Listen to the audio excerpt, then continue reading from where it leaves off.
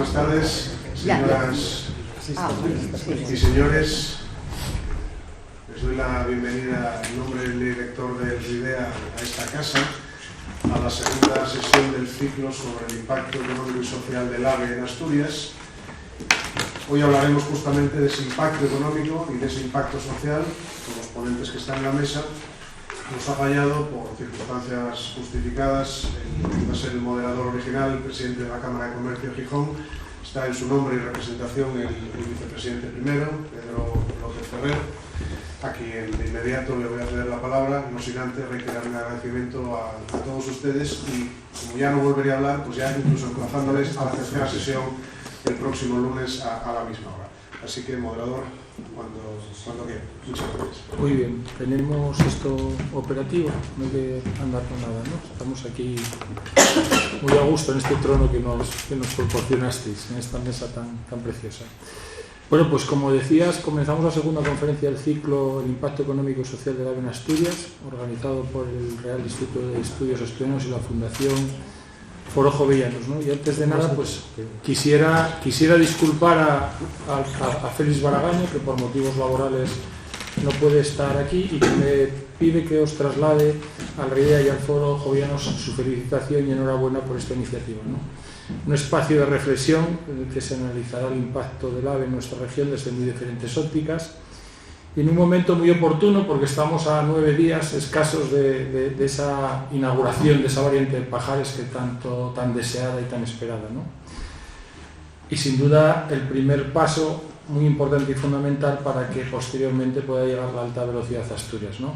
Hoy tendremos el placer de escuchar el análisis que realizará Almudena Cueto sobre la repercusión social que genera este nuevo servicio ferroviario. Almudena Cueto es abogada, socia consultora en innovación social, género y sostenibilidad en Kikiriku. Es cierto, ¿no? Estamos bien. Almudena ha sido directora del Instituto Asturiano de la Mujer durante el gobierno del Principado de Asturias de Javier Fernández y se describe a sí mismo como una mujer innovadora, social, que le gusta desarrollar proyectos que persiguen la mejora de la calidad de la vida de las personas. Bienvenida, Almudena. Gracias. Y nuestro segundo invitado, a mi izquierda, es Manuel Hernández Muñiz, profesor titular de Economía Aplicada de la Universidad de Oviedo, y las inquietudes profesionales de Manuel están muy ligadas a temas como la economía espacial, el sistema de transporte, el análisis de políticas regionales y la contabilidad nacional.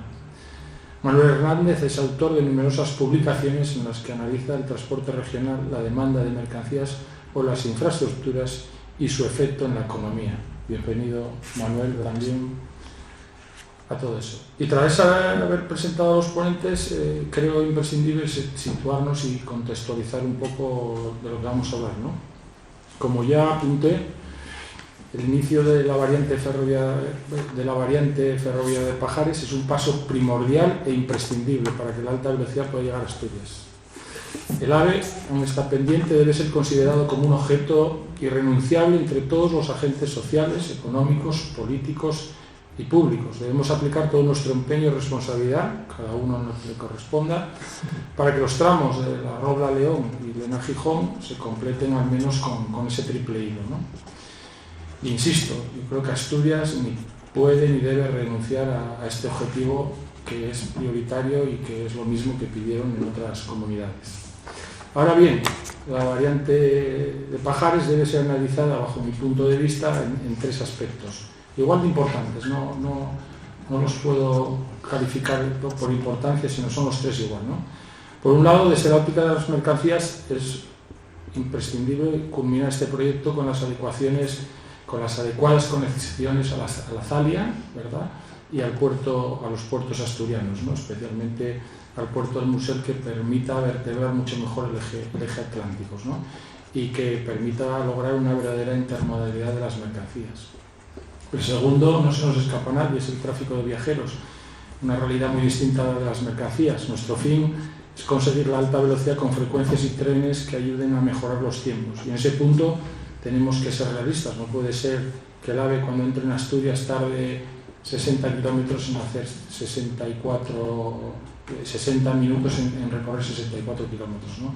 No debemos renunciar a ello y debemos de ser ambiciosos en recortar esos tiempos para que esa conexión esté entre Madrid y Gijón por debajo de las 3 horas, ¿no? El tercer y último lugar, y bueno, y aquí tengo que barro un poco para casa, pero bueno, Gijón es evidente que es una ciudad importante en el entramado económico y social de Asturias, y que el Metrotren y la estación intermodal empiece a funcionar y esté definida, que empiece a funcionar, no me atrevería a decir que esté definida, es importante, ¿no? Muy importante. En definitiva, espero que estén todos de acuerdo conmigo en que este es un gran salto de modernidad que supone la apertura de la variante de Pajares, nos situará en un escenario desde todos los puntos de vista nuevo y muy alentador. Escenarios que tenemos la obligación de completar y aprovechar con todas sus potencialidades. Y yo no me alargo más, quería empezar primero, quería Almudena finalizar, entonces va a empezar Manuel, y tienes la palabra, Manuel, para enseñarnos y mostrarnos tus ideas y tus acertados puntos de vista. Espero que así sea. Buenas tardes. Quiero agradecer en primer lugar, espero conseguir el tono de la sala, como las aulas, a ver si se oye bien por el fondo. Quiero agradecer al doctor Roberto Fernández-Llera la invitación para formar parte de esta mesa, y voy a intentar ceñirme a los 20 minutos que tenemos de tiempo para presentar estas ideas. Es un título que yo creo que es suficientemente claro: megaproyectos y sus consecuencias. Es decir, estamos ante un proyecto de un tamaño colosal para un espacio muy pequeño, y quiero evaluar, como dice el título del conjunto de sesiones, las principales consecuencias de esta puesta en uso de la variante de Pajares. Bueno, estos son las personas que han colaborado, ya lo he corregido aquí, tendré que añadir al nuevo moderador. Como tenemos poco tiempo, voy a hacer un planteamiento, un nudo de desenlace en la sinopsis. Y desde un punto de vista personal. Tomé contacto con la variante de Pajares en el 82, cuando venía del País Vasco. Venía del País Vasco en tren y me habían dicho mis familiares que estaba en obras, al parecer que se había puesto en obras una variante, ¿no? Esto es una perspectiva histórica importante para que veamos lo que ha ocurrido en España en los últimos 40 años. Entonces, a través de la biografía de uno, contar esta idea, ¿no? Pero aquello se clausuró, aquello no llegó a buen puerto y se procedió a un tratamiento integral de la línea para dar vida a la rampa de Pajares, y desde Asturias hubo reivindicaciones, 89-90, que culminaron en el año 96 con una mesa, la que tenía señalado en mi currículum, en la que participé para un debate, una visión holista, una visión de conjunto de la variante de Pajares. En un momento dado donde había mucho debate sobre la cuestión. Había mucho debate. Aquello se zanjó un año después con una ley que se aprobó precisamente en esta fecha, el 20 de noviembre de 1997, con la cual en un artículo único se introducía en el plan de transporte, el plan director de transportes, la variante de Pajares. Y, como saben, ha estado en construcción desde 2003 hasta 2022, cuando empezaron el periodo de pruebas para que la puesta en uso sea con la máxima seguridad y la máxima calidad que tiene que ocurrir un proceso como este, ¿no? Entonces ha transcurrido todo este periodo de tiempo y por en medio la academia no deja de investigar, y me encontré hace muchos años un libro en Estados Unidos que tenía como objeto el análisis de megaproyectos. Hay dos líneas de trabajo en este campo, una americana y otra anglosajona por este profesor de la Universidad de Oxford que tengo aquí, Freiberg, y que ha tenido un largo recorrido. Yo creo que ha tenido poca difusión en España, pero el tipo de obsesiones que tenemos en Asturias con el desarrollo de infraestructuras y la lentitud o los problemas que ha tenido esta variante nos hubiera relajado un poco en términos de ansiedad si hubiéramos usado un poquito esta literatura. Esta literatura que yo creo que es muy útil, muy útil. Bien, por en medio me gustaría indicar una cuestión que ahora van a ver en la siguiente transparencia, y es la importancia que tiene para nosotros como asturianos en nuestro ADN ideológico las infraestructuras.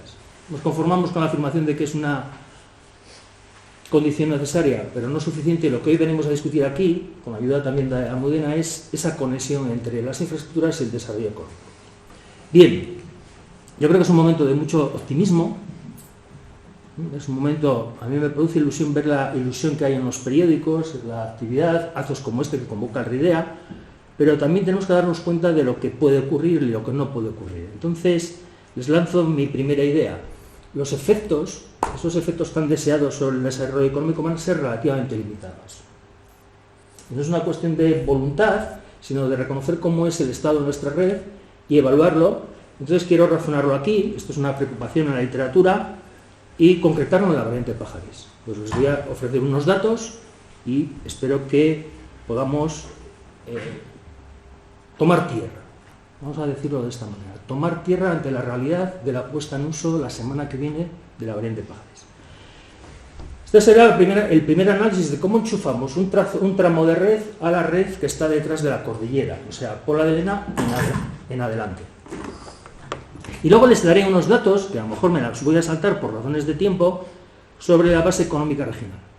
Les voy a proponer una metodología muy reciente para separar nuestra base económica. Esto es una literatura muy vieja que arranca en los años 50, detrás de la cual está nada menos que un premio Nobel, Douglas North, y un gran economista, un gran hacendista, Kibut, pero que ha cobrado un gran interés en la década pasada gracias a un trabajo muy original de un profesor italiano que está en Berkeley, el profesor Moretti, y bueno, lo hemos usado en algunos trabajos de fin de grado, trabajos de fin de máster, y les voy a presentar aquí unos resultados que espero que pueda explicar para entrar de lleno en lo que creo que a todos nos interesa, es cómo rentabilizar, cómo usar de forma inteligente, cómo aprovechar esta gran infraestructura.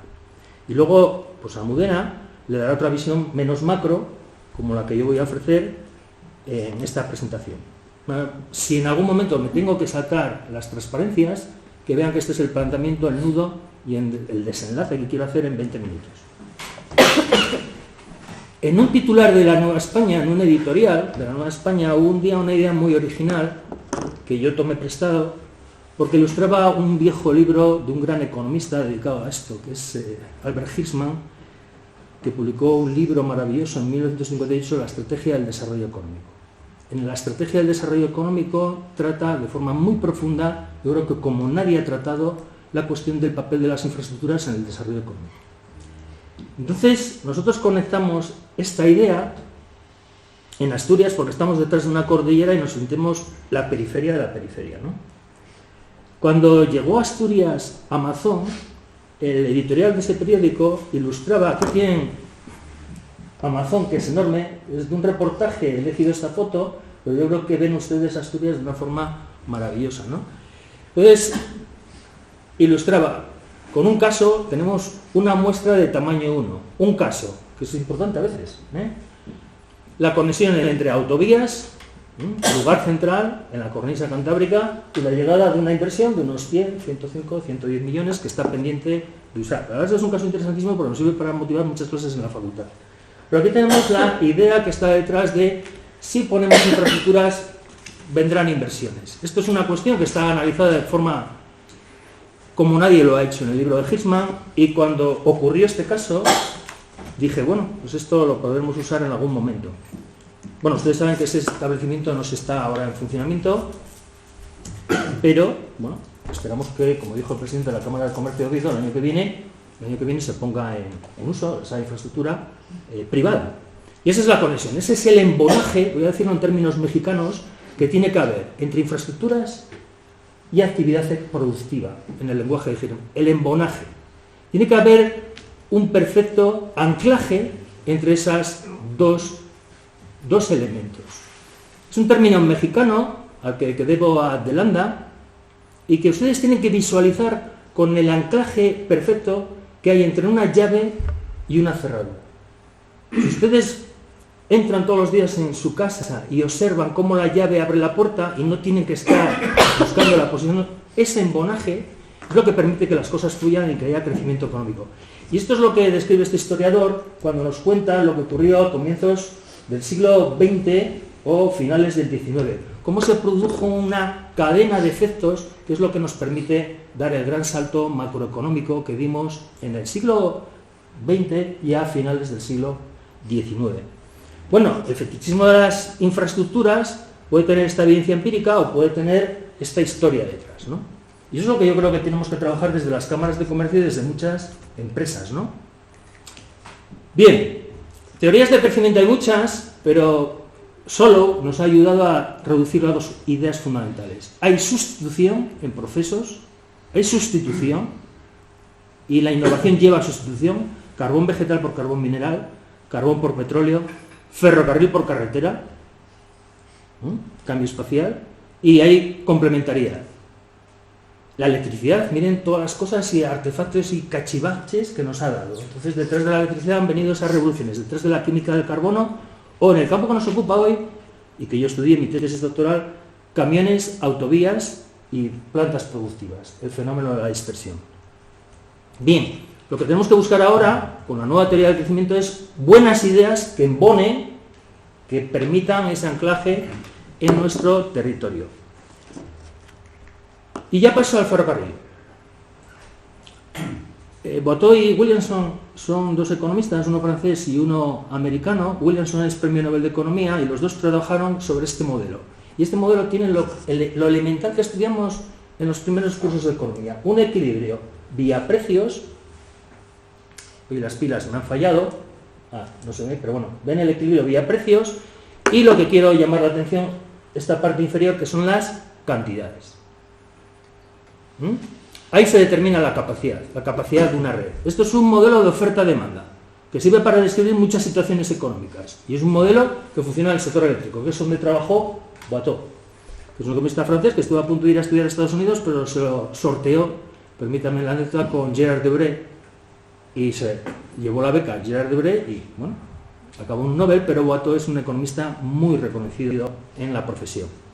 Bien, pues esto lo quiero llevar a la red, ¿no? Quiero plantearles el problema de la Q grande, variante de Pajares, va a permitir una ampliación de nuestra capacidad, va a permitir una ampliación de la capacidad enorme, pero se va a conectar a una red pequeña. Un poco lo que nos decía nuestro moderador hace un instante, ¿no? La capacidad de circulación yo no la he podido encontrar en los documentos oficiales, esto es información de periódicos, serían unas 139 circulaciones, es decir, estamos holgados, está aquí el señor Arango y lo puede confirmar, pero al mismo tiempo esto entronca en pola de lena con nuestra red. Quiero llamarles la atención sobre la capacidad de circulación en dos puntos críticos, lo que yo llamo Q pequeña, que es Llamaquique, por donde pasamos casi todos. Entiendo que casi todos podemos usar las cercanías de Asturias, y ahí tienen las circulaciones. En estos momentos se está operando con dos vías útiles por la forma de gestión de los tráficos. Todas las mercancías se desvían por Ciudad de Beijing y se entroncan luego en la línea de Mieres. Prácticamente no pasa ninguna circulación de mercancías, alguna esporádica por la estación de Oviedo. Y desde 2024 pues tenemos una línea de alta velocidad que llega a León por una vía única. Adif ya ha contratado el desdoblamiento, tenemos el tramo de la Robla, tenemos unos túneles estupendos, pero luego sigue la vida real, que es nuestros 60 kilómetros hasta Gijón con esta situación. Bien, la oferta de capacidad en Llamaquique y Llanera, en mi percepción y en la de otras personas y leyendo la literatura, está limitada, no sé, no cabe un alfiler. Y hay que evaluar las alternativas. Esto me parece muy interesante para el mundo de gestión de los fines de semana. Haré aquí un apunte, viendo lo que se lee en los periódicos, haré un apunte sobre la cosa. ¿Hay alguna alternativa? Yo creo que sí, es importante que estemos atentos en los próximos 2 o 3 años a esta cuestión. Otra cuestión más importante es la Q pequeña de Llanera-Villabona. Si alguien usa las cercanías en Asturias y viaja, ahora parece que todo el mundo viaja porque tenemos un abono gratuito, precio cero, bueno, pues tenemos esta situación. Esto me parece interesante porque ya es una fuente oficial.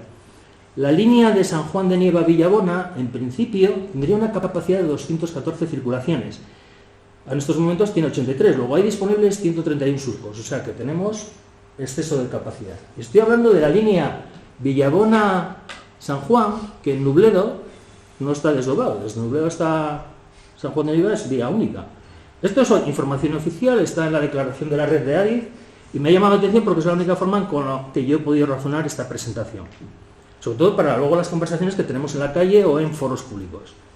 Bueno, Oviedo de Química tiene estos datos y ahí tiene que llegar, vamos a hablar claro, tienen que llegar las circulaciones de larga distancia. Ahí tienen que encajar sin perjudicar las circulaciones de los que van y vienen todos los días a su trabajo y que también aspiran a llegar puntuales a su trabajo. O sea, en estos momentos hay una colusión y hay unos usos alternativos de la red, y solo quiero señalar, para todos los que en algún momento dado hablan de aumentar frecuencias, etcétera, que en estos momentos la red es la que hay. Y el tren llegará muy puntual, y esperemos que llegue muy puntual, porque eso será beneficioso para los que usamos también y los que usan el sistema de cercanías y el sistema de circulación de mercancías, porque por Llanera Villabona pasan todas las mercancías, salvo algunos tráficos esporádicos de la zona del Entrego. Por ahí pasan todas las mercancías de Áviles, del puerto de Gijón, de Acerali hacia la cantera del Naranco. Es decir, por ahí pasa, es el núcleo básico donde hay 4 vías que convergen en 2. Bien, quiero señalar aquí como economista una cuestión técnica que debería interesar a los ingenieros y a todos los que participan en este debate. Solo es un detalle, pero para que se vean cómo está la cosa, el túnel de la vía 1 está a 60 km/h. Ya lleva un tiempecillo serio con problemas de humedad, vamos a decirlo así, y bueno, pues por ahí van a pasar los AVEs a 60 km/h. Pero durante muchos años hemos estado pasando a 30 por hora y yo no he visto ninguna noticia en los periódicos. Durante muchos años, hasta que por fin consiguieron reparar un poquito la situación. Era un túnel donde se pasaba perfectamente a 80-90, pero ahora en estos momentos está tasado, lo pueden ustedes comprobar. Puede parecer un detalle técnico, pero a mí me parece que no es ninguna broma. Por ahí pasan todas las circulaciones relevantes del área central de Asturias, o sea, de larga distancia, de corta distancia, etc. Bien, llegados a este punto, quiero llamarles la atención sobre una idea donde yo mismo me he autorrefutado. Hace 25 años o hace 20 años había escrito un trabajo donde estaba convencido que el área central era una joya. De hecho, está aquí uno de los ingenieros que favoreció esa joya, que diseñó y construyó la Y. Yo personalmente creí que los ingenieros en Asturias habían resuelto un problema de una forma muy brillante. De hecho, hace unos años coincidimos en un foro sobre el mantenimiento de la Y y estaba enamorado de esta forma. Pero al llegar el AVE estoy revisando mis propias creencias, a la luz de la evidencia. Porque, bueno, aquí ustedes saben que aparte de la Y y de la Y ferroviaria, tenemos una S1, una S2, este espacio está bien comunicado, ¿no? Pero, bueno, tenemos una empalizada ante Oviedo, tenemos el problema de Llanera, como he comentado, Villabona, y en definitiva no tenemos una estructura de ciudades que favorezca meterle mano a esta cuestión, porque si ustedes ven, esto está como bastante urbanizado. Y tienen 6 fotos en esta noticia muy bonitas, se lo consultan en internet, donde se ve muy bien. Hay una tercera foto donde se ve Siero, Gijón, hasta el puerto de mar, donde pueden ver este espacio donde en principio el margen de maniobra, el margen técnico-económico, y subrayo técnico-económico, es, en mi opinión, muy limitado.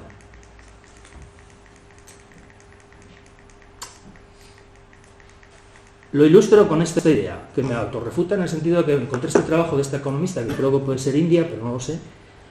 Habla sobre ciudades indias y lo dice claramente. Ciudades incrustadas en una mala forma. Pensaba que hace 25 años esto podía ser cierto, que podíamos funcionar muy bien, pero el AVE lo tiene crudo. Lo tiene crudo y podemos llegar a una situación de Y vasca. Y leyendo y preparando esta comunicación, y preparando esta intervención, me he leído lo que se ha escrito sobre la cuestión vasca. Bien, lo dejo aquí, porque esto es una cuestión que en mi opinión tenemos que razonar y debatir entre todos los asturianos y que nos coja el toro, empezar a estar, en mi opinión, informados y razonar esta cuestión. Me paso a la parte económica. La parte económica es muy sencilla, en mi opinión. ¿Qué es lo que define una región desarrollada? Pues lo dice Ottaviano y Pinelli en un trabajo que publicaron para Finlandia, una investigación para un país periférico. Finlandia, un país muy culto y muy desarrollado, pero un país periférico, que se siente periférico, y decía, las regiones de éxito tienen 3 características. Tienen gente muy cualificada, retienen a gente cualificada, tienen empresas dinámicas que operan en mercados nacionales e internacionales y tienen buena accesibilidad. La variante Pajares nos va a dar accesibilidad. Nos va a poner en el mercado nacional, ya estábamos, pero ahora con una red que mejora los tiempos. Y espero que nuestras empresas reaccionen en el campo del dinamismo y en la captación y retención de la gente educada. Estas son las piezas que expliqué en Áviles hace 3 años y que ahora quiero documentar empíricamente. Creo que con el trabajo de Moretti podemos mostrar, y acabo ya, cuáles son los datos de nuestra base económica. Con una metodología que utiliza solo datos de empleo, pero podría ser datos de economía, no se asusten, esos son dos números divididos entre sí, A partido por B. Lo que pasa es que arriba tenemos el empleo en 10 ramas de actividad y abajo tenemos el empleo total en las ramas. Y abajo tenemos el empleo de la provincia y el empleo total nacional. Son dos números divididos que nos dan una información muy interesante si la manipulamos para cazar y medir el empleo básico. El tipo de actividades básicas que exportamos, lo que vendemos afuera. Básicamente se basa en esa idea.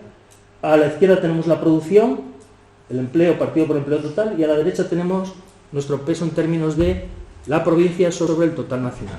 Con la encuesta de población activa, que tiene una desagregación común a todas las regiones europeas, 10 ramas, y aplicando esta metodología podemos descomponer el empleo básico del empleo no básico. Y esto nos va a permitir fijar la foto de dónde estamos hoy para ver qué pasa mañana. Para sentar las bases, esto no es un ejercicio de prospectiva. Hoy estamos aquí, a ver si vemos algo en el futuro. Vengo de un seminario en la facultad de este tipo hace 15 días, y con este tipo de, no de metodología, sino de preanálisis. De preanálisis. Estos son los datos, me van a permitir que me levante, son los datos de la EPA. Son los datos de la EPA que cubren todo este siglo, con la metodología estándar. Ahí tienen las 4 ramas y ven que tenemos un perfil estacionario por debajo de 400.000 ocupados desde la crisis. Llegamos a 450.000, 460.000, fue un pico por culpa de la burbuja y la construcción, llegamos a tener 60.000 ocupados ahí en la construcción, y ven cómo abajo se ajustó. Estas son las 4 ramas, y como ven empiezan en 2008 porque con la nueva metodología de la CNAE pues arranca la clasificación homogénea en el 2008, pero el dato de arriba sí es comparable, y ustedes ven la evolución de la encuesta de población activa, que está claramente por debajo de 400.000 ocupados, y está relativamente estacionario. Si hacemos la separación, ahí ven lo que es nuestra base económica. Nuestra base económica está aquí abajo, en azul Asturias, en verde Cantabria, Aragón y el País Vasco. Son unas cifras más pequeñas. País Vasco, cojan el nivel, 100.000, y nosotros estamos claramente por debajo de 20.000. O sea, de los casi 400.000 ocupados que tenemos en estos momentos, nuestra base exportadora, las actividades, lo que mandamos fuera, no sé si algún servicio de Almudena, bueno, sí, últimamente sí. Bueno, por eso, porque sí, la consultoría puede ser. Sí, sí. Entonces, bueno, todo el mundo suma. Y aquí lo tienen alisado para evitar las rugosidades de la serie. Aquí lo tienen, Asturias, ven que está estacionario, o sea, cualquiera que haga la investigación a futuro tiene un punto de partida estacionario y verá si ahí hay algún pico, o sea, blanco y en botella, vamos a decirlo como en la calle.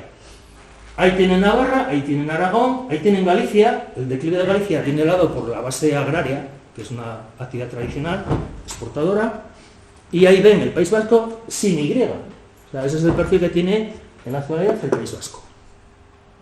Y Castilla y León. Esto está suavizado con un método para evitar esos picos que tienen ustedes ahí, ¿no? Y para que queden claros, y así he añadido también Navarra, y tenemos todo el noroeste español en sentido amplio, incluyendo Aragón. Bueno, este es nuestro punto de partida. Esto es la EPA, ¿eh? Y estos son 2 divisiones y 2 restas. Y espero no haberme equivocado en la hoja de cálculo. El punto de partida es este. Aquí estamos. Si vemos algo en el futuro, lo podremos medir. No se hagan ilusiones. Me hubiera gustado imprimírselo, pero quiero llamar la atención sobre ustedes. Aquí tienen la renta per cápita de las provincias españolas en un año lejano, 95, y en el 2019. He omitido 2020, 21 y 22, se va a publicar 2021, pero 2020 porque es un año raro. Pero sobre todo porque quiero que vean que el pack de provincias andaluzas está ahí, y ahí está Sevilla. ¿Ven ustedes a Sevilla que se ha salido de la masa de distribución de la información? Sevilla, que vamos a decirlo claro, no la conoce ni la madre que la parió después de el AVE, la ha cambiado, sin embargo, en términos de renta per cápita, sigue ahí. O sea, después de la construcción del AVE Madrid-Sevilla, o el AVE a Málaga, vemos que las provincias andaluzas siguen más o menos en el mismo paquete. Luego, debemos entender esto como un cambio cualitativo, no un cambio en términos de una revolución económica.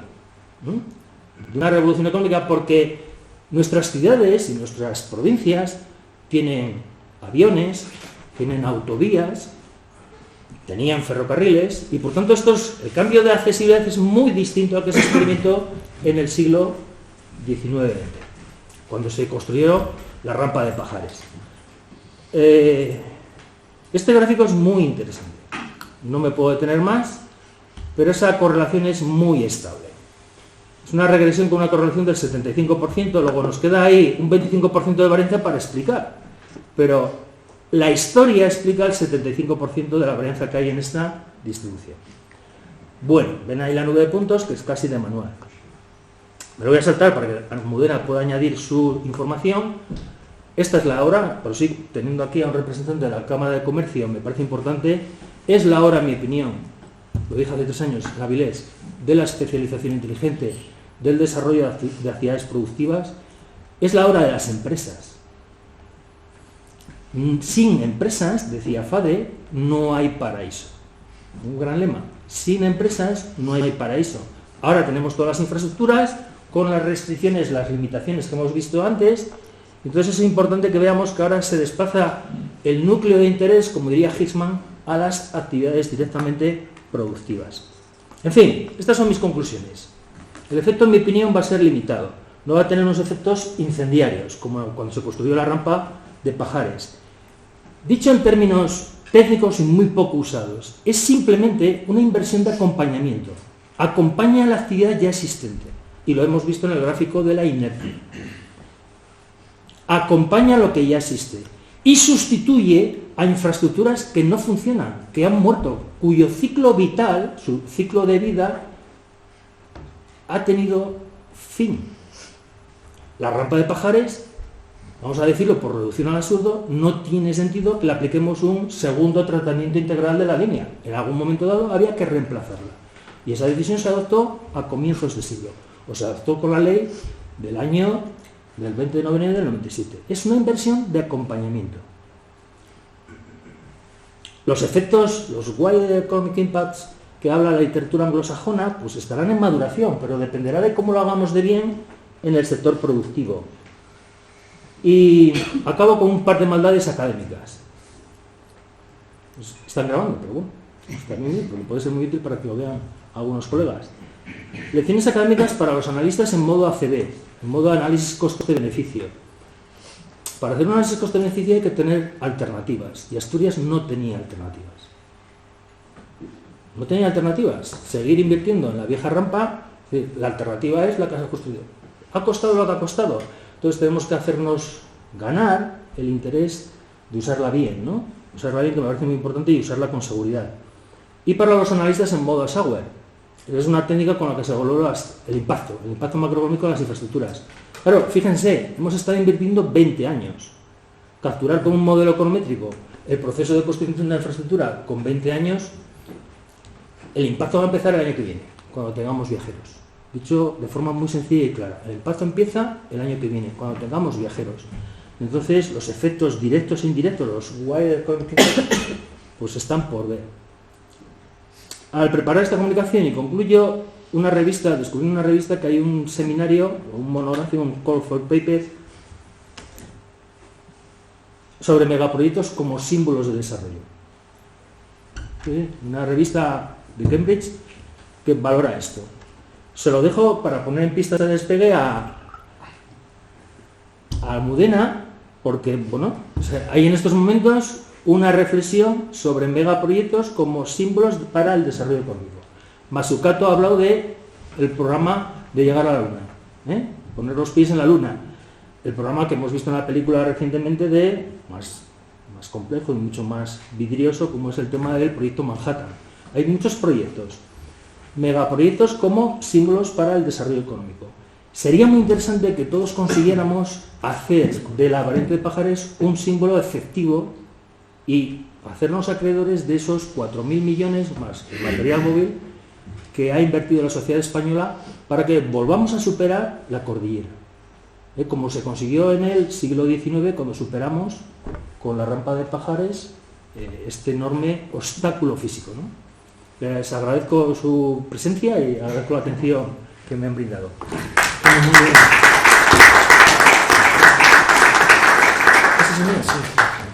Muchas gracias, Manuel, muy ilustrativo y además muy bien de tiempo, ¿eh? Te has ceñido al guión perfectamente. Eso es lo más difícil. Como buen profesor tienes medidas las horas de intervención. Pues nada, Almudena, todo pues tuyo. Empiezo, ¿se me oye bien? Bueno, estoy un poco acatarrada, no sé si voy a tener que tomar respiro de vez en cuando, pero sí que es verdad que me has dejado bien la rampa, no la rampa de Pajares, sino la rampa para despegar, y sí que creo, bueno, lo primero quiero agradecer al RIDEA, a Roberto, que me haya invitado a estar hoy aquí, y sí que creo que aunque pueda parecer en un primer momento que lo que yo voy a hablar ahora no tiene nada que ver con lo que tú has dicho, creo que se complementan, ¿no? las intervenciones o los puntos de vista de análisis de lo que podría pasar. Yo, que no soy académica, que tengo una consultora en temas sociales y de innovación social, de género, que voy a hablar de género en mi intervención, quiero fijar, digamos, el parámetro, el ámbito de lo que voy a hablar en lo que podría pasar, no en lo que pasará y no con digamos, el rigor, ¿no?, de las cifras, sino que, bueno, porque en esta comunicación que he preparado, que la tengo aquí, Roberto, ya para ello, no tienen tanto que ver con evidencias, sino que desde un punto de vista prospectivo, es decir, aquellas cosas que podrían pasar, y yo me voy a fijar fundamentalmente en aquellas cosas que podrían pasar para la vida de las personas. Y voy a hablar de lo cotidiano, voy a hablar de aquellas, y hablo de que no tengo datos, porque no tengo datos, porque hay una falta de datos bastante evidente en las cuestiones en las que yo voy a hablar ahora, ¿no? Es decir, tenemos muchos datos en temas de empresa, en temas de inversiones, en temas de viajeros. Hablaré también qué es esto de los viajeros, ¿no? Cuando queremos analizar el impacto social, qué significa ser viajero y qué connotaciones tiene o qué información tiene para yo saber o poder conocer el impacto que una infraestructura como el AVE va a dar cuando hablamos de viajeros, así en general, ¿no? Y voy a hablar también un poco de cuáles serían los formatos que entiendo, o las nuevas metodologías de análisis que yo entiendo que deberíamos ir construyendo para ser capaces de eso que también decías, Manolo, de analizar esa captura de valor, esa generación de valor de todas aquellas cosas que pueden ocurrir que no estamos midiendo, porque ni siquiera están en el Producto Interior Bruto. Cómo una infraestructura puede impactar en la vida de la gente en aquellas cuestiones que no tienen un valor económico, que no les estamos dando un valor económico, pero eso no significa que no tengan valor. Empiezo leyendo cuál es el concepto del impacto social. ¿Qué es impacto social? En la Cátedra de Impacto Social de la Universidad de Comillas, en el libro Propuestas para la medición y gestión del impacto social, se dice que definimos impacto social y medioambiental como los cambios que experimentan tanto las personas como el planeta por causa de una actividad, de un proyecto o de una política concreta y que afectan a las condiciones humanas en el largo plazo. ¿Qué son las condiciones humanas en el largo plazo, ¿no?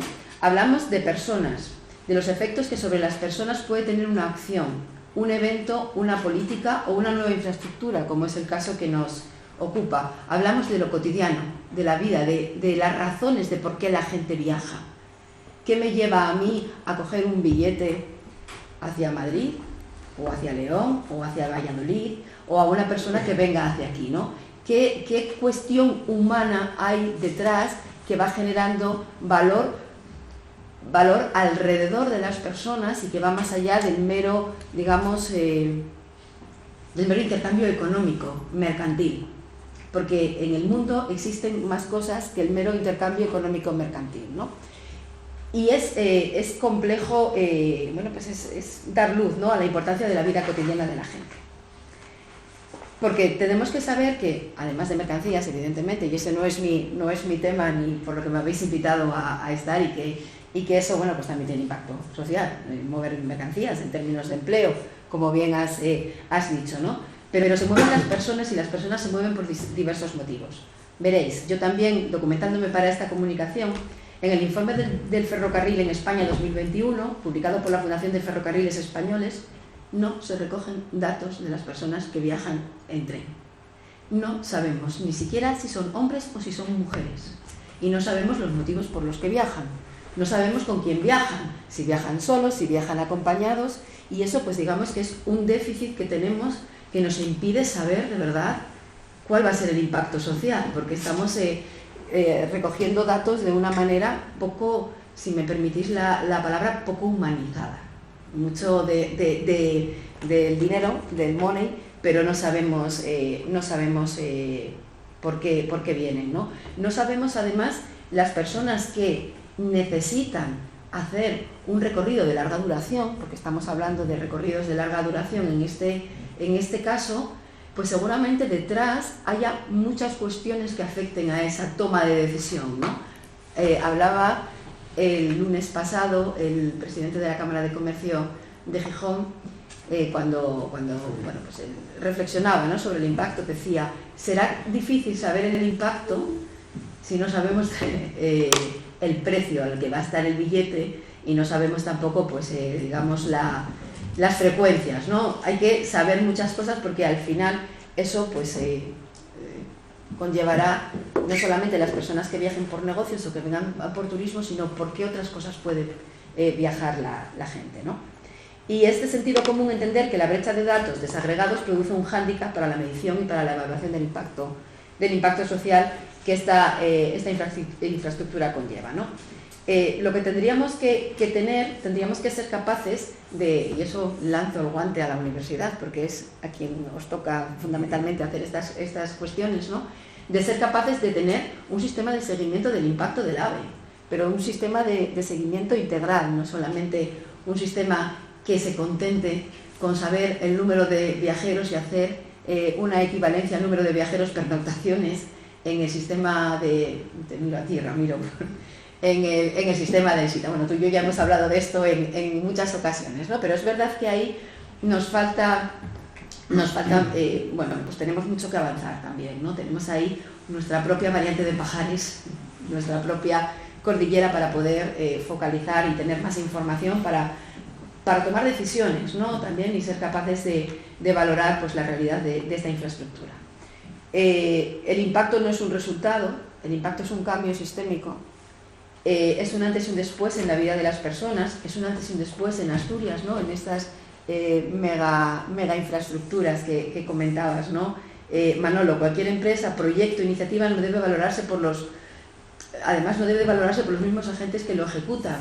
Necesitamos también tener mecanismos de seguimiento, de análisis, de reflexión que tengan, que tengan el rigor necesario, pero que también tengan una objetividad, ¿no?, y una transparencia y una ética, ¿no?, a la hora de definir si esos, no sé, ya me he perdido los millones que han sido, 5.000, 4.000, no, si están o no están bien invertidos, ¿no?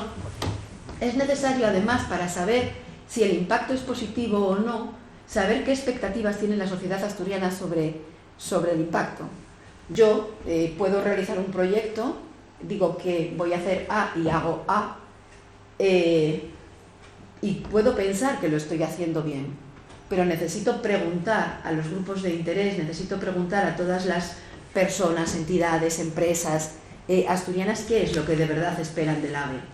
Y si yo conozco cuáles son las expectativas que se tienen, sabré si me acerco o no a ello, ¿no? Es decir, tenemos que ir definiéndolo de una manera digamos, colaborativa, si me permitís la expresión, ¿no? Y de esto es lo que hablamos cuando hablamos de impacto, ¿no? Y luego, eso es el impacto. Y luego es impacto social, ¿no? Son dos términos que a veces hay palabras que utilizamos sin reflexionar del todo qué significa social. Social significan personas, y personas con nombre y apellidos. Es muy difícil, por eso me decías tú lo de llegar a lo micro, ¿no? Pero me quiero quedar en una categoría que es personas que son hombres o mujeres y que se mueven en el espacio utilizando el transporte público. Mayoritariamente las mujeres son las que utilizan el transporte público, ¿no? Y eso es lo que tenemos que intentar definir, ¿no? Para saber el impacto social del AVE no podemos dejar de lado la transversalidad de la teoría feminista, que se ha desarrollado en múltiples ámbitos en los que se introduce una nueva mirada que parte de la constatación real de una desigualdad efectiva. El impacto no podrá ser el mismo si las personas no están en la misma situación. Es decir, tendremos impactos diferentes para personas, en este caso hombres o mujeres, pero también para colectivos diferentes, ¿no? Y eso hay que tenerlo en cuenta a la hora de medir, ¿no? Y tendremos que tener muy claro también que esos movimientos, pero para eso es fundamental tener los datos, ¿no? Tenemos que tener muy claro que hay muchas acciones y muchas actividades que hacemos todos y todas todos los días y que no son supuestamente productivos por esta manera de ordenar el mundo que tenemos, y que es lo que llamamos la economía reproductiva, que es todo lo que llamamos y definimos la economía del cuidado, que no aparece que aparece en algunos sitios, pero que no tenemos, y que creo que tiene mucha relación, y lo traigo a colación, porque cuando estamos hablando de la alta velocidad, de lo que estamos hablando fundamentalmente es de ahorro de tiempo. Y nos quedamos así. Es decir, yo ahorro tiempo. ¿Qué significa ahorrar tiempo? Cuando yo ahorrar tiempo significa que voy a tener más minutos en mi vida para dedicar a otras cosas y que voy a tener la oportunidad de minutos que voy perdiendo, dedicarlos a otras cosas, ¿no? Los hombres y las mujeres perdemos el tiempo de manera distinta, por decirlo de alguna manera, ¿no? Y esa hora y media que vamos a ahorrar va a tener su impacto, porque vamos a empezar a poder hacer o realizar o complementar, como decía Manolo, con otro tipo de cuestiones, ¿no? Fijaros, mientras los hombres en nuestro país dedican una media de 3,37 horas de trabajo remunerado, esto es la encuesta de tiempos que, por cierto, no se actualiza desde el año 2010, pero más o menos estaremos ahí. Mientras los hombres dedican 3,37 horas al trabajo remunerado, las mujeres dedican 1,53 al trabajo remunerado. Y mientras las mujeres dedican 4,04 horas al día a los cuidados, los hombres dedican 1,50. Por lo tanto, cuando nos vamos a mover en la movilidad de personas y de viajeros, hay que tener estas cuestiones en consideración, ¿no? La alta velocidad no ha sido diseñada con perspectiva de género. No ha sido, digamos, ha sido diseñada desde un punto de vista estrictamente económico, pensando estrictamente en el sistema productivo y no en el sistema reproductivo.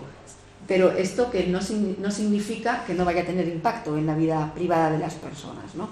Y creo que sería un buen momento que pudiéramos articular esas formas y esos métodos para la medición.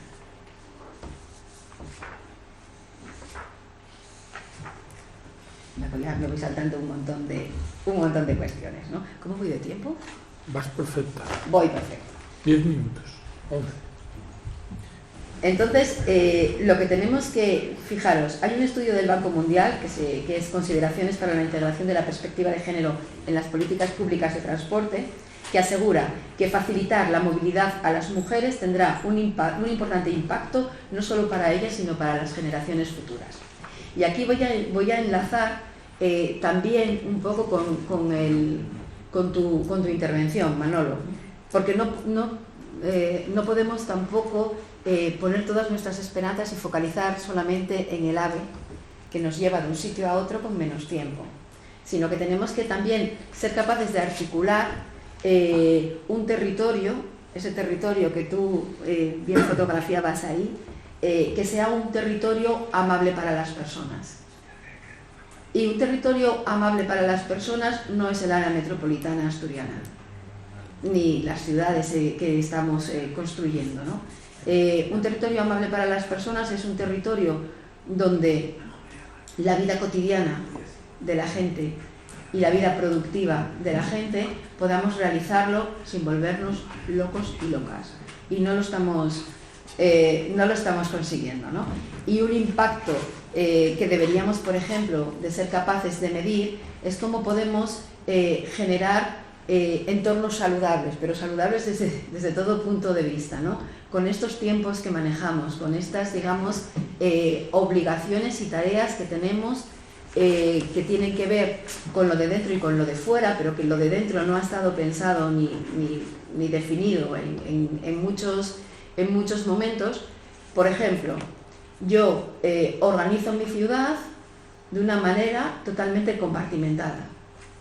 Tengo el sitio de la universidad, tengo el sitio donde voy a comprar, el centro comercial, tengo el sitio donde tengo las dotaciones públicas, tengo la residencia donde tengo a mis abuelos o a mis padres en otro lugar, pero los niños van a la piscina a nadar en otro lado, ¿no? Y me muevo fundamentalmente con coche porque necesito ir rápido y el acceso al coche no es igual por no todas las personas tienen el mismo acceso, ¿no? Entonces, cuando hablamos de la sostenibilidad del AVE, tenemos que ser capaces de articular o de generar tracción en que haya más sostenibilidad. Y aquí entro un poco con ese podría ser. Podría ser que una persona, una pareja joven de Madrid, decida venir a vivir a Asturias porque viene el AVE, porque tenemos el AVE y porque está a 1 hora y media más cerca y le va a permitir no romper los lazos familiares, ¿no? Es decir, con el teletrabajo, el trabajo nómada, pero venir aquí ¿para qué, no? ¿Y por qué, no? Sí, tendríamos que generar y hacer todo un ecosistema que fuera todo un ecosistema cuidador, por decirlo de alguna manera. Tener un empleo de calidad y una vivienda digna son 2 parámetros claves para las personas en la vida cotidiana. Tener una zona donde, donde el precio del metro cuadrado es un 115% más barato que en Madrid, aquí, sería una cuestión interesante que pueda suceder, ¿no? Porque yo podría vivir aquí, podría tener conexión de trabajo, tendría más tiempo para la conciliación, porque claro, tengo 1 hora y media más. Es decir, tendría más tiempo para la conciliación, podría moverme mejor, no habría tanta diferencia o podríamos reducir las desigualdades si soy hombre o mujer, porque tengo 1 hora y media más para hacerlo, pero también es verdad que si no hacemos nada más, si no es más interesante vivir en Asturias que en Madrid, por todas estas cuestiones de ordenar los espacios, de hacer espacios más seguros, de hacer una movilidad también entre ciudades, estamos acortando, entre ciudades no, intraciudades, estamos acortando los tiempos entre ciudades, pero estamos alargando los tiempos para movernos en la propia ciudad por esa falta de, digamos, de incorporación de la perspectiva de género, de la perspectiva humana de las personas, de las necesidades de los cuidados, ¿no? Otro de los temas que quería en este sentido también es poder pensar en todo lo que supone el envejecimiento de la población y todo lo que puede suponer en estas nuevas formas de envejecer y el envejecimiento activo tener Asturias y Madrid tan cerca, ¿no? Y poder favorecer pues esa cercanía familiar de esa 1 hora y media menos que me permita, por ejemplo, pues co-housings, co-livings y que me permita envejecer de una manera más saludable, más tranquila, más sostenible, por decirlo de alguna manera, ¿no?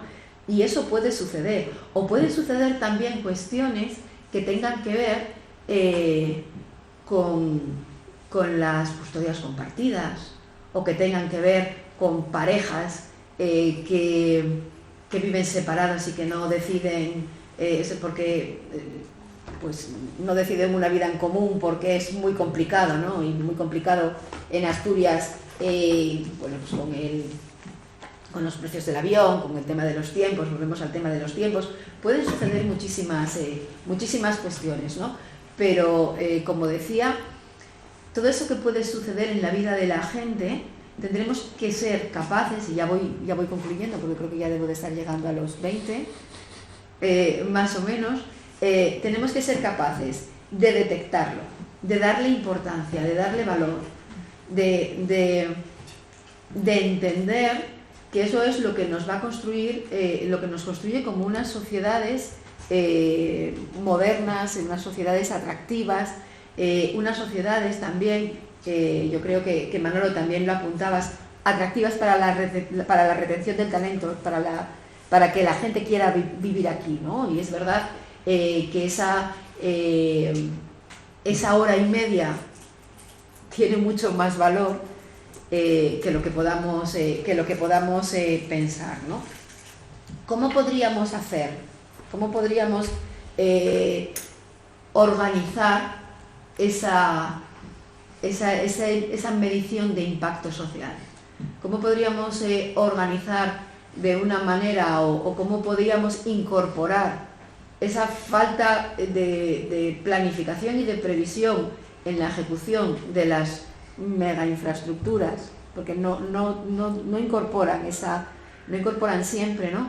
esa medición de lo que no se ve tanto, pero que hemos visto, ¿no? Que además ha sido fundamental y ha sido prioritario, básico, esencial en el momento del confinamiento, por ejemplo, en el momento del COVID, ¿no? Pero son cuestiones que nos resulta muy complejo y muy complicado medirlo porque no hay datos, ¿no? Pero evidentemente en el día a día de las personas van a pasar cosas con el AVE.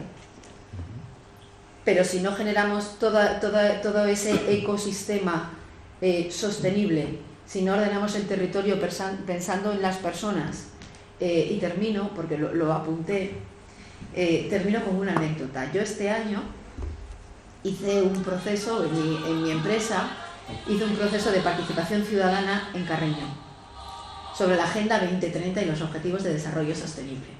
Y entonces fuimos hablando con todas las parroquias de Carreño, las parroquias rurales de Carreño, que es rural Carreño, que creamos que no, y allí viven personas. Fundamentalmente las personas que viven allí son mujeres mayores que no tienen acceso a un coche y que tienen unos serios problemas de movilidad. Y trasladaban pues sus quejas de lo poco accesible y útil que era utilizar el tren. Ya, bueno, claro, Carreño. ¿Vale? Y entonces era como... Y entonces se quejaban, ¿no? Y decían, es que claro, yo me pongo allí a esperar el tren, pero como tengan que salir bobinas de Arcelor, ya cogí el tren, ¿no? Capacidad. Ya cogí el tren. Y entonces estás viendo capacidad, claro.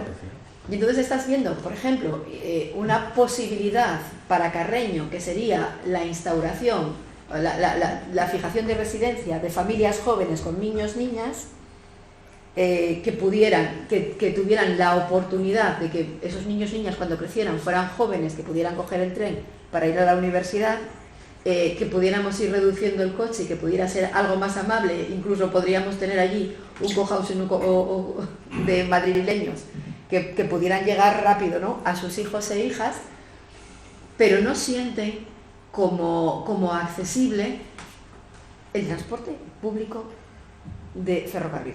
Es decir, porque nunca nadie tampoco les ha preguntado. No les ha preguntado y porque no aparecen reflejadas esas necesidades que tienen, ¿no? Y entonces esa mujer deja de ir a comprar porque ella quería coger el tren para llegar a Candás, y como no puede coger el tren para llegar a Candás porque no le da fiabilidad, deja de ir a comprar a Candás. Y la meten en una residencia, o se la lleva el hijo o los hijos se la llevan a Oviedo a vivir con ellos, ¿no? Y claro, cuando dejan de comprar en Candás, ¿qué es lo que ocurre?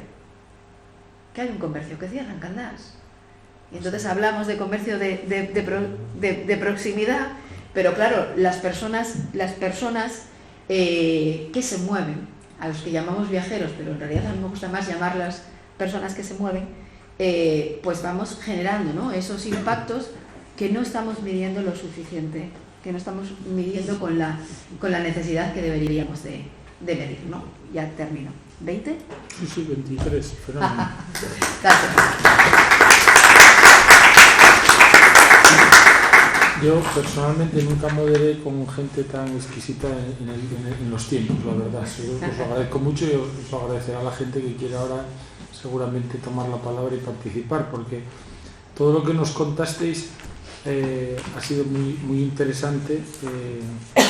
Manuel, su punto de vista económico, y tú ese punto de vista social, ¿no? Pero bueno, yo luego, si os parece, os hago un resumillo, pero ahora me gustaría que si alguien quiere intervenir o incidir en alguna cuestión, es el momento de ello, ¿no? Bueno, por alusiones. Por alusiones casi. El tema de los datos es una pequeña reflexión para que entendamos todos las dificultades de obtener información. Los temas de los datos, de los viajeros, de los perfiles y demás, probablemente se solucione cuando haya competencia, cuando haya varios operadores haciendo ese trayecto y demás. De hecho, nosotros tenemos información hasta 2018 muy rica, pero en 2018, o por ahí, no estoy seguro si es 2018, 17 o 19, se liberaliza el mercado. Y entonces, claro, los datos que podamos dar son de un único operador, de una única empresa. Y eso chirría, porque esa empresa compite en el mercado con otros operadores. Entonces, es decir, las dificultades... En los últimos tiempos Renfe no da datos, para entenderlos. Y legalmente es complicado exigirle que dé unos datos cuando tú no puedes dar datos de una única empresa. Habría que hacer alguna iniciación o alguna historia, pero hay una dificultad en la obtención de los pero datos. Es verdad que Renfe es una empresa pública. Sí, pero hay es una empresa. ley de igualdad desde el año 2007, ley orgánica, sí, que le dice a las administraciones públicas que tienen que, en la medida de lo posible, pero que tienen que hacer para, ¿no?, que tienen que desagregar, tener todos los datos desagregados por sexo, ¿no? Pero sí que es verdad que, a ver, yo entiendo la dificultad también, entonces no ¿no? tiene los datos, ya está. Entonces Pero no hay datos ahora, y no tiene nada de yo creo que ahora hay una oportunidad que es con todo el tema de la digitalización.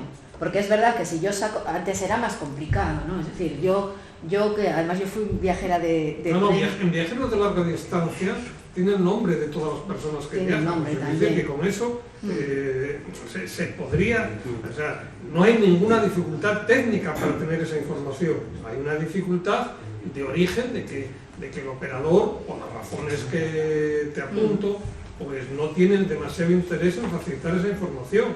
Y además, es decir, es entendible desde un punto de vista de que compite en un mercado donde esa información tiene valor al resto de operadores también, ¿no? Entonces, en el momento en que haya varios operadores, las administraciones públicas podrán ir con todo el peso de la ley y decirle, oiga, usted tiene que darnos esta información, ¿eh? Pero ahora es, pues, difuso esa... Sí. Te voy a leer una que lo recojo en la comunicación, que está sacado de la página del Ministerio de Fomento. Dice: la poca consideración de la movilidad de los cuidados en los sistemas de transporte público y privado está relacionada con un número reducido de mujeres en la toma de decisiones. La planificación y la operación del transporte, así como las políticas públicas de movilidad, energía y medio ambiente. La infraestructura y la ejecución de proyectos orientados al desarrollo de la movilidad sostenible. Sí, pero es que, insisto, tú vas a meter el dedo en... No, pero es que no te da siquiera el número de viajeros, ni hombres, ni mujeres, ni leches, no te da el número de viajeros. Sencillamente, porque es el único operador y tal. Sin embargo, en las líneas donde hay 3, 4 operadores, pues claro, es decir, tú haces una función de producción con todos los operadores y no pasa nada, no estás desvelando ningún secreto estadístico. Pero ahora, si dieses los datos de la línea Oviedo-León, pues estarías desvelando la función de producción de Renfe, vamos, de una única empresa. Entonces, quiero decir, es cuestionable. Que es intencionado. Sí, Ramiro, es intencionado para que no vengan otros competidores, otros actores. Pero los datos me los da, Claro. En el informe, el número total de viajeros me los dice, pero no me los desagrega por sexo. A nosotros nos da mes a mes viajeros, mercancías, cercanías, trayectos, tal, y en un momento dado esa información dejó de darla, ¿no?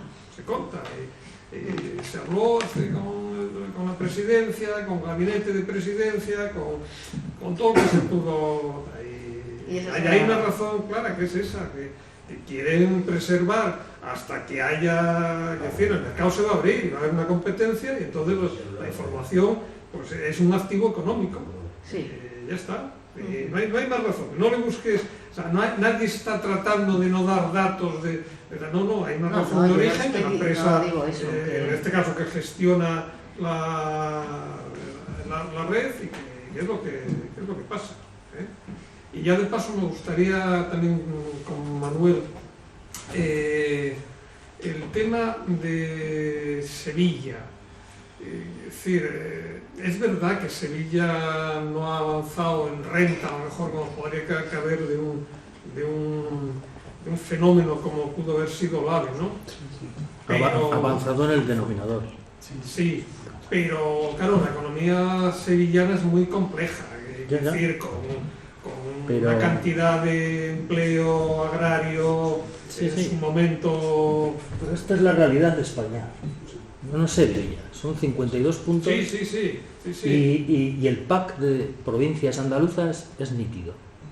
Entonces, bueno, si lo que hubiéramos querido todos los que nos hemos dedicado a estudiar desequilibrios regionales es que de repente los puntos de Andalucía despegaran hacia arriba, fueran outliers, salieran de la recta de ¿Y tú piensas que Sevilla sin el AVE estaría en esa posición? No, si lo que yo quiero, mucho más abajo. Lo que yo quiero razonar aquí es que la inercia del sistema territorial es muy fuerte y ni siquiera con una intervención tan potente, como hacer en 1992 la primera línea española de alta velocidad Madrid-Sevilla, continuada después a Málaga y a Granada. Quiero decir, ni siquiera rompiendo esa periferia de Despeñaperros, bueno, pues tenemos este mapa, para que vean ustedes las fuerzas centrípetas que están operando en la estructura territorial de un país. Esto no es un bálsamo de fierabrás, lo que quiero mostrarles con estos datos. O sea, fue una intervención, además, no voy a entrar ahora en la historia, pero es importante también conocer la historia, criticada, porque uno hubiera empezado por Madrid-Barcelona. De hecho, hubo gente que se planteó, ¿por qué no empezamos por Madrid-Barcelona? Bueno, pues en el mundo político se dice que si hacemos Madrid-Sevilla, vendrá Madrid-Barcelona. La otra expresión, a lo mejor habría dudas. Entonces, bueno, lo traigo aquí porque la predicción es que esta curva, o esta recta de regresión, va a seguir más o menos en la misma posición dentro de 3 años cuando tengamos los datos de 2022, 2021, cuando los publique el INE en diciembre. Entonces, los aspectos cualitativos de los que he hablado, los aspectos que están debajo de estos datos, es lo importante. Es lo importante, todos los cambios que han venido detrás para el mercado para el mercado de trabajo andaluz, para las relaciones de Andalucía con España, y eso por supuesto no queda en el PIB. ¿No queda en el PIB? No queda en el PIB. Quiero traerlo aquí para que no veamos las infraestructuras de transportes como un bálsamo de lo que no es, y sin embargo todos vemos los aspectos cualitativos porque, bueno, cada uno de ustedes habrá ido en algún momento de su vida a Sevilla, ¿no? Y a Andalucía, ¿no? Seguro que lo habrán visitado. Entonces, lo traigo aquí porque es importante y no para refutar nada, sino para mostrar lo que está en el título, la inercia, la histéresis, como diríamos técnicamente, o la dependencia de la trayectoria. Bueno, podemos usar muchos términos, pero para que quede claro. Sí, por favor. Sí, el profesor Hernández era sobre el gráfico del empleo básico, Sí. Que si lo pudiera poner se lo agradecería efectivamente, este es del noroeste. En primer lugar, estamos hablando en datos absolutos ahí, Sí. con lo cual, digamos, lógicamente El nivel lo tiene aquí. Estos son 400.000. Sí, bien. No, el otro es suficiente. Bueno, todos más o menos sabemos que Cantabria es aproximadamente a la mitad de Asturias y Castilla y León, el País Vasco, aproximadamente el doble, ¿no? Sí. Y Galicia un poco más. Y Aragón un poquito más. Pero el empleo básico al que se refiere aquí, ¿cómo? No lo he entendido muy bien. O sea, actividades que se llevaban fuera. Esto es en lo que estamos especializados. Lo ve usted aquí con este índice. Donde nosotros lideramos algo. Entonces, si esto es mayor que 1, lo del numerador es mayor que el denominador, sale mayor que 1. Entonces ahí salimos en ciertas actividades extractivas, muy poquitas actividades agrarias desaparecieron, y entonces se va reduciendo nuestra base. Entonces cuando te comparas, porque esto es una visión interregional, yo me estoy comparando con este índice, ¿con quién? Lo estoy comparando con Andalucía, con Aragón, con País Vasco. Son los datos que tenemos en la clasificación CNAE de la encuesta poblacionativa. Y este indicador nos retrata lo que hacemos en Castilla y León, lo que hacemos en el País Vasco o en cualquier otra comunidad autónoma. Y esto además, vean que es para todas las regiones europeas. Eso se podría replicar para todas las regiones europeas.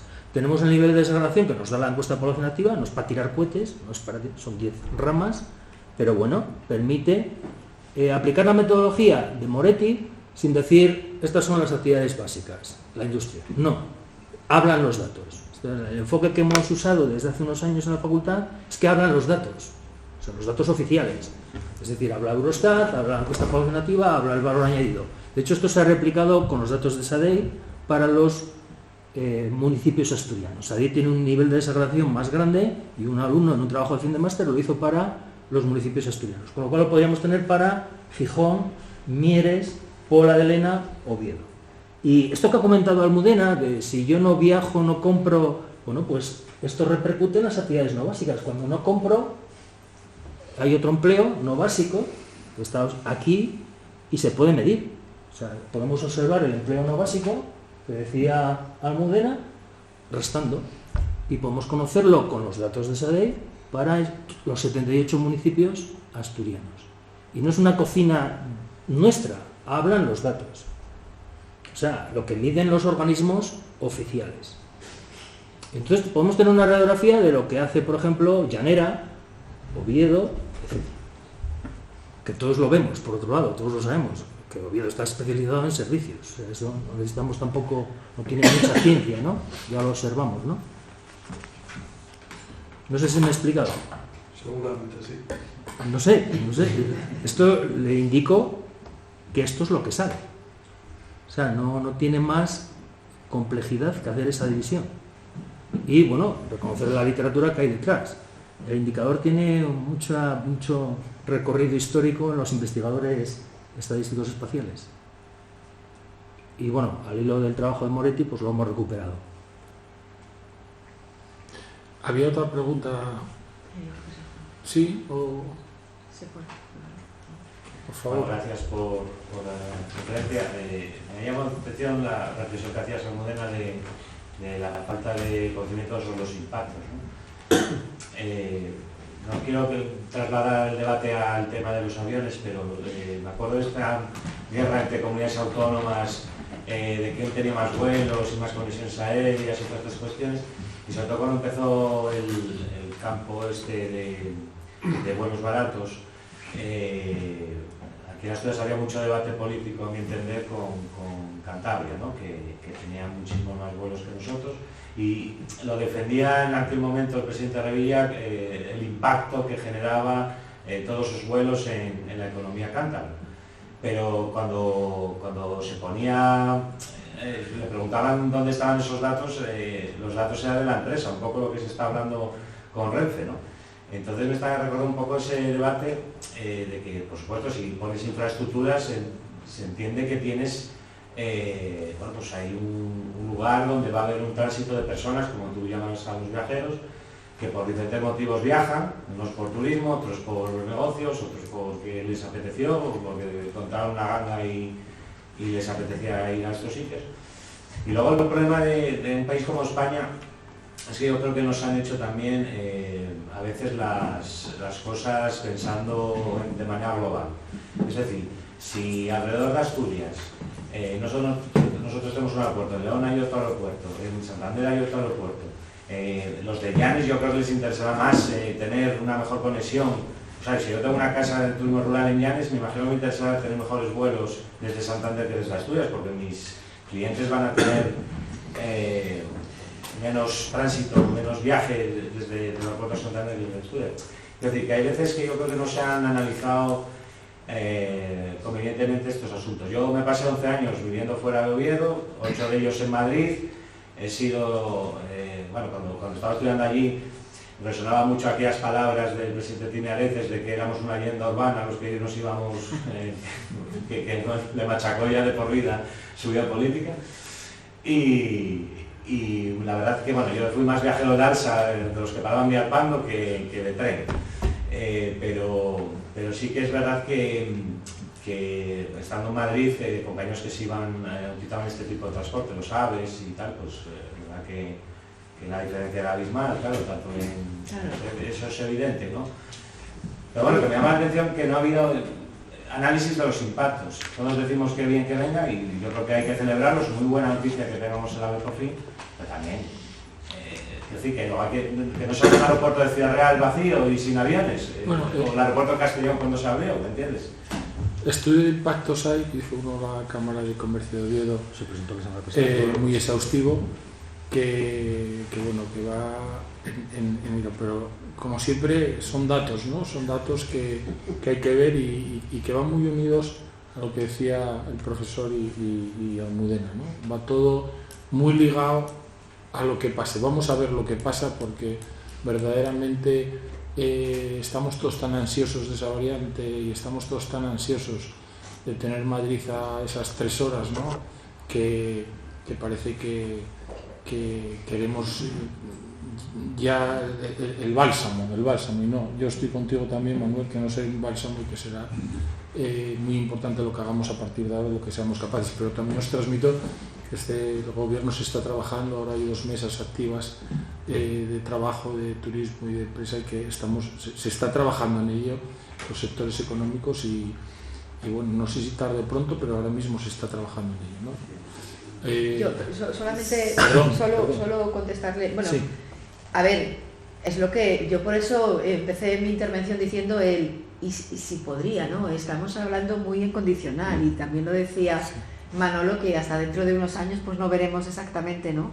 No podemos, lo que sí que creo que es interesante es pues en estas mesas que citas, que tendremos que articular cuál es el impacto que queremos que ocurra, ¿no? Para luego poder medir si eso que queremos, que necesitamos o que esperamos sucede. Y yo pienso que estamos en con jornadas como esta y otro tipo de foros, hay que definir qué es lo que espero, porque solo tendré un impacto positivo si se acerca, ¿no? Si se acerca a ello, ¿no?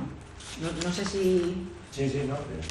Pero bueno, sí que es verdad que a veces somos, a la hora de medir o de ver pues ese impacto o esas consecuencias, somos muy de la tierrina y esas interconexiones con otras comunidades autónomas pues no las deberíamos de perder, ¿no? También hablamos mucho de Oviedo-Madrid, y entre Oviedo y Madrid pasan muchas cosas. Y más allá. Y más allá, ¿no? También, claro. Estamos ahí. Yo quería hacer una pregunta muy rápida, sobre todo en base a lo que estaba usted hablando, Almudena, de los nómadas digitales, que son esas personas que van a venir de fuera, que gracias ahora mismo a la idiosincrasia, la climatología y demás, podemos trabajar sobre ello, y los que hemos vivido en Madrid también lo sabemos, hacerlo al revés, que buscan ese destino saludable, sostenible. ¿Usted cree que con la llegada del AVE se cierra el círculo para lograr ese objetivo? Yo creo que hay que hacer más cosas. Vale. Yo creo que hay que hacer más cosas, es decir, yo hace muchos años, bueno, cuando yo tengo un máster en sostenibilidad y en responsabilidad social empresarial, ¿no? Y hice un pequeño articulito, si Asturias paraíso natural era un paraíso natural, ¿no? No lo es. No, es de todo menos natural y no debería de ser malo, es un paraíso humano que hemos ido construyendo y nuestro paisaje es un paisaje humano. Tienen que suceder más cosas, por eso yo hacía la reflexión de ver qué tenemos alrededor, ¿no? Y no es solo llegar a Oviedo en 1 hora y media, sino que es tener un territorio que esté ordenado para las personas y que sea fácil vivir aquí, que no me vuelva loca viviendo aquí, ¿no? En la encuesta de salud del Principado de Asturias del año 2012, siempre cuento esta historia porque, y además me repito muchísimo, daba un indicador que era terrible, que era las mujeres mayores de 50, más del 50% de las mujeres mayores de 50 años en Asturias están tomando ansiolíticos o antidepresivos. Entonces, claro, la ordenación que hacemos de nuestro territorio algo tiene que ver, ¿no? Y cuando pues, las personas que tenemos hijos, miro a Roberto, sabemos que hay bastantes locuras en esto, ¿no? Nacho, ¿querías? No, yo creo que una de esas cosas que hay que hacer, y creo que por ahí van los tiros, es, la pregunta es para los dos, ¿no? En la red de cercanías. En un doble sentido. Primero, ¿quién lo tiene que hacer? Lo que está diciendo el Gobierno del Principado, yo creo que con buen criterio, es que lo debe hacer el Estado para que luego el Principado asuma esa gestión, porque si no nos ceden un pufo, ¿no? Pero bueno, ese es el debate político. Pero luego lo que hay que hacer, tú lo decías, a esa señora que hay en Zanzaborrín que coge el tren por la mañana para ir a Candás, si no hay tren, pues esa señora no va, la tienda cierra, entramos en cascada, ¿no?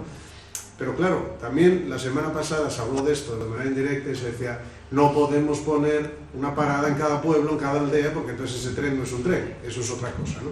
Claro, entre esas cosas que hay que hacer, contestadme como queráis, entra una revisión integral de la red de cercanías.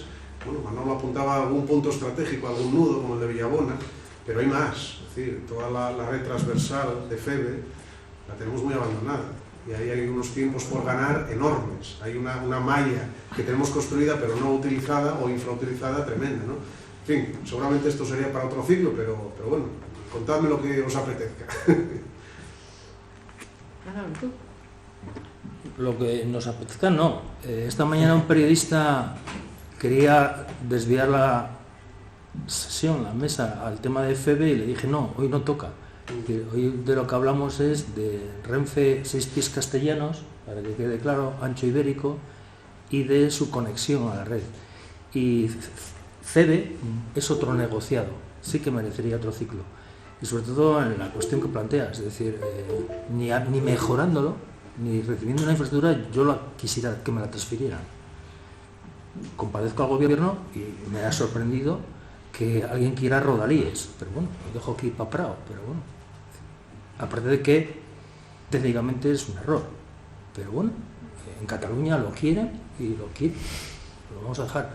Pero yo espero que nadie reflexione en esto, ni mejorándolo, ¿no? Hay que hacer números, entonces lo veríamos que no sería muy buen negocio desde el punto de vista de la financiación autonómica y de lo que conlleva. Entonces, bueno, allí lo quieren, pero porque ellos lo hagan no tenemos que hacerlo nosotros. Insisto, creo que es importante que separemos Renfe Ancho Ibérico y el eje Pola de Lena, Gijón y Avilés, y luego el tema y el asunto que ha planteado, claro, ya ha cogido una línea no desdoblada, rural, con pequeños municipios y el transporte ferroviario de FEBE histórico. Entonces, claro, 133 parroquias tiene el Carreño. Entonces, como dato, 133. Eso merece de verdad una reflexión mucho más seria y cogiendo ese problema y separándolo, ¿no? Aunque hoy esté bajo el mismo paraguas, Renfe Operadora. Pero no conviene confundir. Pero eso es lo que se me ocurre para demarcar el debate, ¿no? ¿Quieres completar? No, totalmente de acuerdo, ¿no? Y luego además tenemos en Asturias también, que claro, sería otro ciclo, pues todo el reto demográfico, ¿no? Y toda esa, cómo estructuramos nuestra relación de área metropolitana de la foto con otras zonas, ¿no? Con otras zonas de Asturias, cómo somos capaces de tener un buen sistema de transporte público, que no lo tenemos. No digo que me lleve a los Oscos, no voy a ser tan ambiciosa, pero que me lleve a la Navia de una manera, ¿sabes? Es decir, las villas, ¿no? Que son además quienes están sosteniendo la población, ¿no?, que queda en esos sitios, y todo eso, bueno, pues evidentemente el transporte público y el tren deberíamos de darle más importancia. Yo, que soy de pueblo, yo estudié, venía a Oviedo en tren y venía bien. Pero es de nada, claro. Bueno, pero venía bien, pero ahora escucho a gente que ya no lo cogen. Ya no lo cogen. Y retrasos, impuntualidades. Hace 30 años no ocurría. El tema de las cercanías es verdad que da para otras tres, no, con otra no lo arreglas. Con lo de las cercanías y con otra no lo arreglas. Necesitas 3 o 4, quizás. Nacho, querías decir algo. Quería preguntar una cosa. Perdón, pero voy a contestar un poco a Roberto. Yo creo que el problema fundamental de las cercanías está en un lado en la multimodalidad y en otro en tener una red que sea lógica. Me refiero que, por ejemplo, a la señora de San Zaborní, a lo mejor lo lógico es ponerle, que parezca mentira, un taxi para que vaya a tal sitio con transporte público, porque un tren no se puede permitir el lujo de viajar para 3 viajeros al día. La segunda parte, y hay un ejemplo que es el País Vasco, que yo lo estudié bastante esa temporada por las cercanías de aquí. Aquí hay una red de cercanías como hay allí que sale de una historia que la conocemos todos, que era que había 2 ferrocarriles para bajar carbono, uno del Languerio y otro del Caudal, y que después tiene sus enlaces y apareció económicos y tal, pero era una determinada estructura que pertenecía a otro sistema económico. Entonces, en este sistema económico actual hay otras cosas. Hay, por ejemplo, voy a decir un ejemplo que tiene cerca el campus de Mieres, o el hospital, o el polígono de Llanera, Tantarticio, o las cosas. Hicieron una serie de líneas nuevas para darle funcionalidad a ese sistema. Y entonces, en ese sistema sí funciona el tren. Entonces, el problema no es la chorrada variopinta de si los trenes tienen 3 metros de ancho, 77 o 1, o que si la vía va 20 por hora. Aparte de evidentemente, suprimir las paradas inevitables por absurdas y poner pues hasta un taxi, es complementar la red, que a lo mejor resulta que no es tan caro. Eso no lo está estudiando nadie, porque todos conocéis el plan de cercanías, el que hizo el Íñigo de la Serna hace 3 años, el de ahora, y lo que hablan es sobre la red actual. Vamos a arreglar la curva de tal sitio, vamos a arreglar los puntos negros de la red global que entran en lo que hablas de antes, que evidentemente los 2 fundamentales son Villabona, que anda colgado todavía, Soto del Rey, que está medio olvidado, y la Turbona de Beriña, y después lo demás arreglar 4 cosas, pero eso no se entró. Y a lo mejor vuelve lo mismo, hay que hacer primero esa red global y después poner hasta el taxi. Hay un rebote de estos, de aficionados en una temporada, me tocó algo relacionado con el Metro de Madrid. Y un amiguete mío, que es uno muy ferroviario, que es Manolo Menis, le tocó hacer la red del Metro de Madrid y le dijo a la Esperanza de a no sé qué pueblo que quería poner una línea de metro, dijo, no le valía más llevarlos a todos en limusine, salía más barato. O en helicóptero. No, y más rápido. Bien. Yo otra cosa que quería decir, que ese era el comentario mío, pensaban que estamos hablando del tren y habláis de Sevilla, y yo me acordé de un paisano, que era uno de los años 30, que era don Juan Belmonte, que fue el innovador del toreo. Y don Juan Belmonte decía que torear muy pegado al toro era muy fácil. Que te cogías la muleta, el toro pasaba por aquí, tú te ponías aquí al lado, y eso es así, y el toro pasaba. Y decía, no, el problema es ponerte en el medio de la vía, coger la muleta, hacer así, y sacar el toro de la vía, que el toro vaya por aquí, y luego así después para atrás, es como acaba ese natural, y poner el toro al carril. El problema de Asturias es que Asturias estamos en una economía cerrada, endogámica, con clientelismo, con localismo, etcétera, etcétera, y llevamos ahí una pila de años. Yo creo que el tren es simplemente, como bien decías tú, una herramienta más para moverlo. Si esa herramienta la usamos para sacar el toro al carril, llevarlo donde queremos y después volverlo a Asturias, paraíso natural que es precioso, pero dándole el pase y el toro modificado valdrá para algo el tren, si no, no valdrá para nada como nada. Entonces yo creo que el tren lo que tenemos que hacer es ponernos a trabajar, a sacar partido para crear una economía abierta, y todo lo demás, pues iba a decir casi galines, a lo mejor es la palabra mejor, y nada más que eso. Muchas gracias. ¿Hay alguna pregunta más, inquietud? Simplemente una anécdota. ¿Me permites un minuto, Ramiro? Una observación sobre esta cuestión, porque yo creo que es importante para que no se nos quede el tema de las cercanías como una cuestión de anchos y sin economía. Es un servicio social. Y muchas veces liquidamos el tema de las paradas, cogemos a una persona, sea en Ferroñes, en Carreño, Zabarru, pero esas paradas tienen un valor de existencia. Es un concepto de la economía medioambiental, no solo el valor de uso, es el valor de que exista y de que esa señora mayor, que es verdad que se le podría dar la alternativa del coche, pero cuando tenemos ya el servicio y va a seguir circulando los trenes, mucha gente tiene y se presentan los medios públicos, ustedes lo han leído, vamos a cerrar paradas. Bueno, cerrar paradas significa no prestar servicios a las personas, como decía Onenciaba, y empezar a hacer un análisis coste-beneficio, que es muy interesante. No hay nada más económico que esta cuestión. Pero les invito a pensar sobre el valor de existencia de ciertas paradas, sea Ferroñes o cualquier otra que encontramos en la línea actual de cercanías, que evidentemente por ser parroquias van a ser muy pocas personas las que lo usen. Pero para ellas esas paradas pueden ser muy importantes. Y tienen un alto coste de oportunidad para todos los que viajamos, porque paramos y perdemos tiempo. Pero precisamente por eso es transporte colectivo. Porque si queremos optimizar nuestro tiempo privado, viajamos en coche. Cuando viajamos en tren, compartimos nuestro tiempo. Esto es economía medioambiental y economía del transporte. Y tenemos que darnos cuenta que en el mundo del transporte hacemos esos intercambios, esos meta-intercambios sin darnos cuenta. Algunos quieren ponerle precio y hacer un análisis coste-beneficio y baja usted en taxi. Entonces esto, cuando hacemos línea por línea, y yo trabajo en la Facultad de Económicas y tengo la línea de la Torres, que pasa por detrás, si vieran ustedes los números de TUA de la línea de la Torres, se quedarían asustados. Todas estas líneas siempre tienen costes disparados, pero prestan un servicio público. Solo quería hacer este apunte porque no se nos vaya, y es muy común en conversaciones sobre transportes la idea de liquidar paradas.